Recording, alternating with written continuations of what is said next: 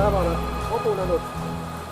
Mina olen Peeter Paulus Kuressaare linnast Püha Nikolai kirikust ja olen tulnud täna siia Sõrve selleks, et olla teiega koos ja viiega Jumala ette nende inimeste hinged, kes on ühel traagilisel ajal pidanud oma kodumaa jätma ja paljud neist ka elu. Et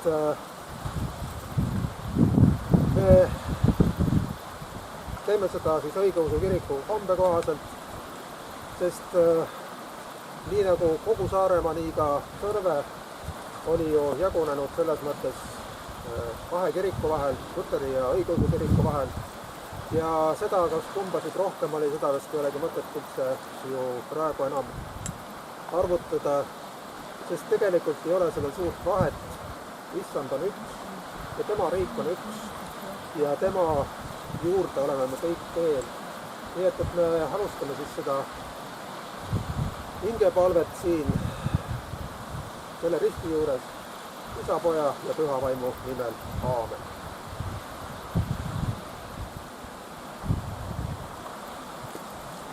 Halleluja, halleluja, halleluja, halleluja, halleluja, halleluja.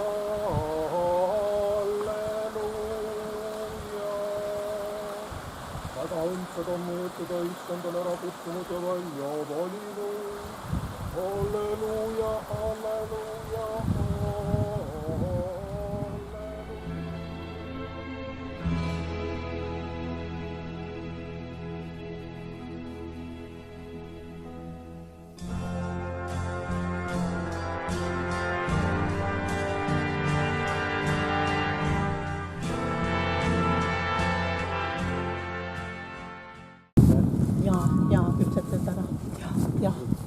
sõdur oli ka nii kaua seal. Ja sõdur püssimees oli kõrval. Ema oli 7. kuud rase. Ma ei kujuta ette, siit on päris pikk maa meile. Et millega nad siis sõitsid, kas siis on sõidud Saltogale või Hobuse? Sest Hobuse vankiga me sõitsime uuest välja.